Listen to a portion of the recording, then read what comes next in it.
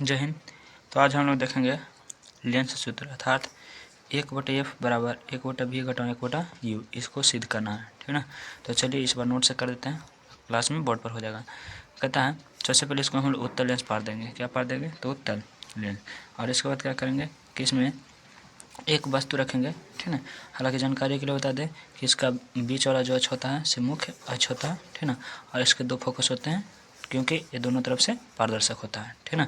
जिसे हम F1 F2 या तो कहीं कहीं 2F1 इस तरह से दर्शाता है, ठीक है। तो सबसे पहले हम लोग विशेष प्रतिज्ञा इसमें लिखते हैं। क्या लिखते हैं? विशेष प्रतिज्ञा। इसमें क्या लिखेंगे कि माना कि Q है ना, माना कि Q एक उत्तल लेंस है। कैसा लेंस है? तो उत्तल लेंस है जिसका मुख्य फोकस है ना, जो कि F1 F2 है ना। और क्या लिखेंगे? मुख्य ध्रुव P है और F1 F2 इसका फोकस बिंदु है। F1 F2 क्या है? F1 और F2 दोनों फोकस बिंदु तथा 2F1 और 2F2 है ना वक्रता केंद्र है। 2F1 यहाँ पर 2F2 है और यहाँ पर 2F1 है। ये दोनों क्या हैं? तो ये दोनों है वक्रता केंद्र। और इसके साथ PF1, तो P कहाँ पर? यहाँ से लेकर यहाँ तक। PF1 पहली फोकस और PF2 दूसरी फोकस, ठीक है ना। यहाँ PF1 और PF2 इस तरह से करेंगे तो पहली फोकस और दूसरी फोकस। ठीक उसी प्रकार से P2F1 और P2F2 इसको कर देंगे तो कह देंगे कि दूसरी त्रिज्या, वक्रता त्रिज्या और दूसरी त्रिज्या, ठीक है ना। यहाँ पर से पैराग्राफ चेंज करके भी लिखेंगे कि अनंत और 2F1 के बीच ये एक वस्तु रखा गया है। कहाँ? तो देखो 2F1 और अनंत इधर, ठीक है ना। तो दोनों के बीच क्या चीज़ रखा गया है? तो ये एक वस्तु रखा गया है, ठीक है ना। और इसका प्रतिबिंब ज्ञात करेंगे हम लोग, ठीक है। तो इसका प्रतिबिंब ज्ञात करने के लिए सबसे पहले एक ध्रुव से खींचते हैं रेखा और दूसरा किसी समानांतर ले जा करके और फोकस से गुजार देता है। जहाँ पर कटान बिंदु पकड़ता है वहीं उसका क्या होता है? प्रतिबिंब बनता है। इसका प्रतिबिंब कहाँ पर बना है? तो F2 और 2F2 के बीच में, जो कि क्या है? वस्तु से उल्टा है, ठीक है ना। तो लिखेंगे इसको कि जिसका वास्तविक प्रतिबिंब है ना, उल्टा प्रतिबिंब F2 और 2F2 के बीच AB बनता है। और हम लोग को सिद्ध करना है कि 1/F बराबर 1/V घटाओ 1/U। तो इसके लिए सबसे पहले पर रचना करेंगे। क्या करेंगे? रचना। क्या करेंगे कि PM को Q से मिला देंगे। क्या करेंगे? M को Q से मिला देंगे। तो M कहाँ पर है ना। तो देखा जाए है ना, तो यहाँ पर क्या है? Q है, ठीक है। और M इसको मान लेते हैं, यहाँ पर Q था, यहाँ पर M मान लेते हैं, यहाँ पर M से Q को मिलाते हैं, मतलब कि इस रेखा को मिला देते हैं, ठीक है ना।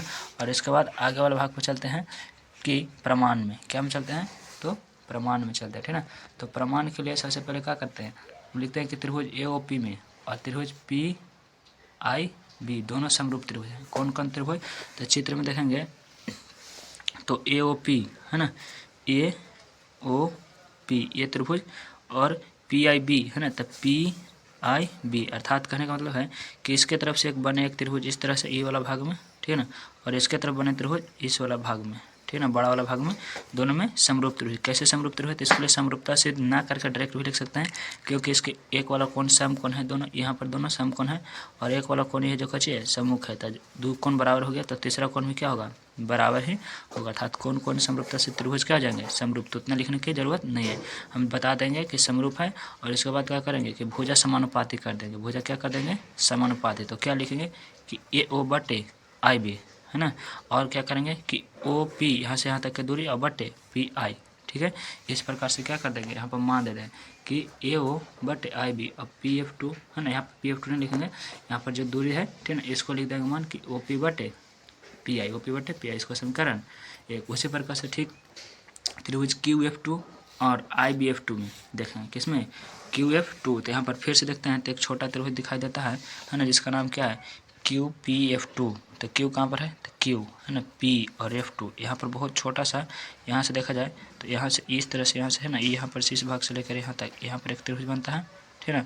और इसके साथ साथ IBF2, तो यहाँ पर I है ना, और फिर यहाँ पर B और F2 यहाँ पर ये वाला भाग से त्रिभुज बनता है, ठीक है। तो ये दोनों त्रिभुज काफ़ी समरूप है, क्योंकि ये कोण समरूप होते हैं, और ये कोण समकोण और ये कोण समकोण। तो दो कोण समरूप बराबर, तो तीसरा कोण भी बराबर। कोण समरूपता से त्रिभुज समरूप। तो यहाँ पर भुजा क्या हो गया? अनुपातिक हो गया, अर्थात PI/IB बराबर PF2 बराबर IF2, ठीक है ना। तो यहाँ पर क्या कर देंगे तो हम लोग मान दे देंगे कि यहाँ दे देंगे कि QP बराबर IB बराबर PF2 बराबर बटे IF2। अब आगे देखा जाए तो कहता है, चित्र में देखने पर पता चलता है कि QP और AO समांतर और बराबर है। कौन कौन है ना?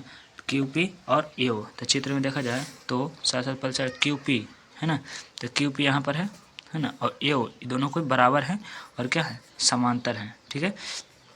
तो इसके लिए क्या करेंगे हम लोग कि AO बट IB, ठीक ना। तो यहाँ पर ये जगह पर क्या करें कि QP AO बट QP है, मतलब कि AO और IP बराबर है ना, तो IP के जगह पर हम क्या दे सकते हैं, AO दे सकते हैं। तो यहाँ पर भी हम मान दे देंगे, है ना, क्या दे देंगे कि, है ना, QP के जगह पर क्या दे देंगे, AO दे देंगे, है ना, QP के जगह पर AO, और नीचे IB है ये है ना, इसके साथ है जो भाग था वही भाग लिख देंगे। लेकिन यहाँ पर IF2 बराबर मान लिख देंगे कि PI घटाओ PF2, PI घटाओ PF2 कैसे दे देंगे, तो यहाँ पर चित्र से देंगे, ठीक ना। IF2 का मान लिखना है कहाँ से कहाँ तक, IF2 इसको, तो यहाँ से लेकर के यहाँ तक की दूर लिखेंगे और उसके बाद इसके भाग को कैसे कर देंगे, घटा देंगे, और उसको मान लेंगे समीकरण 2, इसको मान लेंगे क्या भाग, समीकरण 2। अब समीकरण 1 और 2 से क्या करेंगे कि समीकरण 1 और 2 से, समीकरण 1 और समीकरण 2, इस दोनों का देखा जाए तो AO बटे IB और यहाँ पर भी AO बटे IB, यानी कि LHS भाग क्या है, बराबर है, ठीक ना। तो LHS बराबर है तो RHS भी क्या होगा, बराबर होगा। तो दोनों के भाग के मान का कर देंगे, बराबर कर देंगे। QP बटे PI बराबर PF2 बटे PI घटा PF2, ठीक है। जानकारी के लिए हम लोग याद रखते हैं फिर से कि U को वस्तु दूरी से दर्शाते हैं, और V को बीम की दूरी से दर्शाते हैं, और F को फोकस दूरी से दर्शाते हैं, और R को वक्रता त्रिज्या से दर्शाते हैं। तो यहाँ पर क्या कर देंगे, मान दे देंगे, ठीक ना। तो OP क्या है हमारा, OP है हमारा वस्तु की दूरी। OP कहने का मतलब कहाँ से कहाँ तक की दूरी, तो चित्र में देखेंगे तो पता चला OP है ना, देखा जाए O यहाँ पर और P, तो यहाँ से वस्तु रखा हुआ, तो वस्तु की दूरी कैसे हो जाएगा OP, और PI है ना, तो P और I तो हो जाएगा बीम की दूरी अर्थात V, ठीक ना, और ये हो जाएगा कची U, और उसी के साथ PF2, तो PF2 देखा जाता है यहाँ पर क्या है, पहली फोकस है अर्थात इसे F दर्शाएंगे, और यहाँ पर PF1 में क्या दर्शाएंगे, F दर्शाएंगे। तो इस तरह से कैसे कर देंगे, इसको मान दे देंगे, ठीक है। अब मान दे देंगे तो OP बराबर -U, दर वस्तु की दूरी हमेशा ऋणात्मक होती है, बात को ध्यान रखना है ना। और PI बराबर V वस्तु की दूरी के साथ प्रतिबिंब की दूरी हो जाता है PI, और PF2 का फोकस है, और PI जो कि बीम की दूरी, और PF2 दूसरी फोकस, और इसको क्या कर देंगे, मान दे देंगे, ठीक ना। और मान देने के बाद तिरछा तिरछी गुना कर देंगे, तिरछा तिरछी गुना करने के बाद प्राप्त हो जाएगा FB बराबर FU घटाओ UB, इसको गुना करेंगे, और फिर क्या करेंगे, दोनों तरफ UB से कैसे कर देना, UBF से भाग देने पर, और भाग देने के बाद FB से FB कर जाएगा, और यहाँ पर FU से FU कर जाएगा, यहाँ पर UB से UB कर जाएगा, यहाँ पर बच जाएगा क्या, तो U, यहाँ पर बच जाएगा V, यहाँ पर बच जाएगा F, है ना। और इसको अरेंज करने पर एक दूसरी तरफ से क्या प्राप्त हो जाएगा, 1 बटे F बराबर 1 बटे V घटाओ 1 बटे U, ठीक है। कोई दिक्कत हो तो कमेंट में बताएं, अन्यथा क्लास में डिस्कस हो जाएगा।